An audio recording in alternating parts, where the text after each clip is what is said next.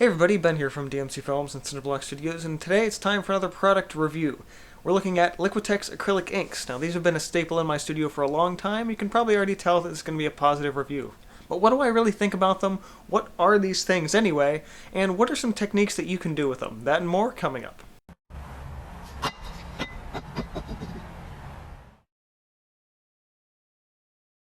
So as mentioned in my Everything You Need to Know About Drawing Inks video, there's a kind of a bit of a difference between an acrylic ink and an India ink besides the color. India ink from companies like Speedball or Higgins is a dye-based ink, and while it is a nice permanent medium, is known to fade over time, being that it is dye-based. The Liquitex acrylic inks that we're going to be looking at today are pigmented ink. This means that they're not going to fade over time. They usually have stronger, brighter, more vibrant colors, and, well, they're actually a lot like acrylic paint, which makes them a perfect medium for both drawing and painting. Now, as a company, Liquitex is going to pride themselves on their intermixability with this stuff. Now, because acrylic ink is not just an ink, it's also an acrylic product, you're going to be able to mix it in with your heavy body paints, soft bodies, liquids, fluids, mediums, and gels, whatever you happen to have that's an acrylic product, you can also use this with. So that's a bit about the ink itself. Now let's have a look at some interesting techniques that might inspire you to create something of your own. For this first technique, I'm using the acrylic inks in a very similar way to how you might use concentrated watercolors. Now it is important to note that because acrylic inks are acrylic and not watercolor, you're not going to be able to reactivate them, so once they dry, either into the page or into your brush, they're going to dry and they're going to have that hard, firm acrylic feel to them. So if you're going to use them as watercolors, then it's important to note that whatever you do once they're dry, and so if you ruin a brush, then you ruin a brush. That said, using these inks as watercolors, you can use different techniques that you might associate with watercolors. For this example, I'm using the inks over top of some masking fluid, and then I kind of play around a little bit with adding some droplets of water as well as salt to kind of give that little bit of resist and sort of pushing away of the paint in certain areas. Things you might associate with watercolors and not so much with acrylics. These inks can do that. Less on the painting side and more on the drawing side, these inks can be used with brushes, with dip pens. I actually have used them with feathers on occasion to create a more graphical style. If you need a nice thin line that you don't necessarily or can't necessarily do so with maybe something like a soft body paint or a liquid, these inks are perfect for that. Now keep in mind, because the viscosity is so thin with the acrylic inks, if you're working on a tilted support, so like a canvas on an easel, or maybe something that's just straight vertical on a wall, it will literally drip down your page. So it's important to kind of work on a table for this particular technique. As mentioned before, this ink also can be mixed right into acrylic paint, and that's what I'm doing here to kind of create a nice sort of deep color that was similar to what I was using with the inks before in the drawing method, but I just wanted to thin that out, and because it's ink and the viscosity is thinner, it's going to thin out a heavy body and turn it closer to a soft body.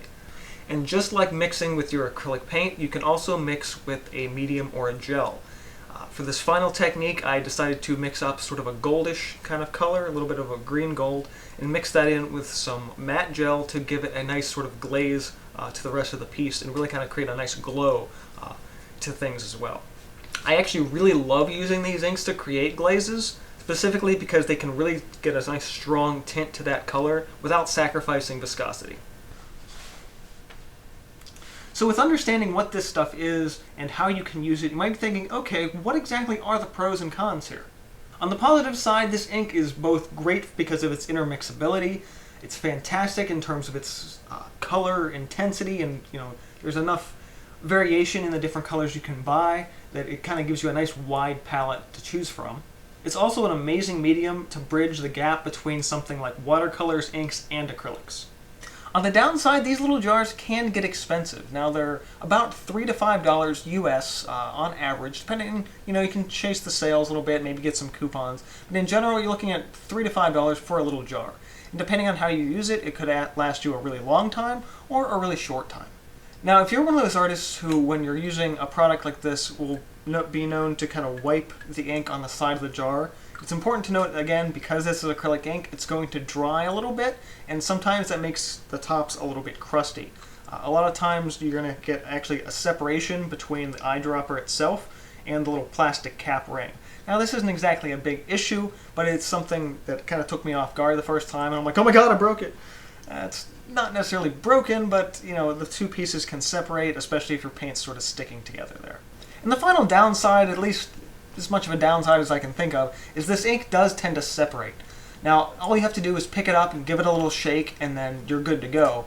But over time, maybe a day, couple of days, you'll notice that that paint really starts to kind of separate down between sort of the liquid and water in it and just the heavy paint solid itself. Again, this isn't a problem, but it can be a little odd.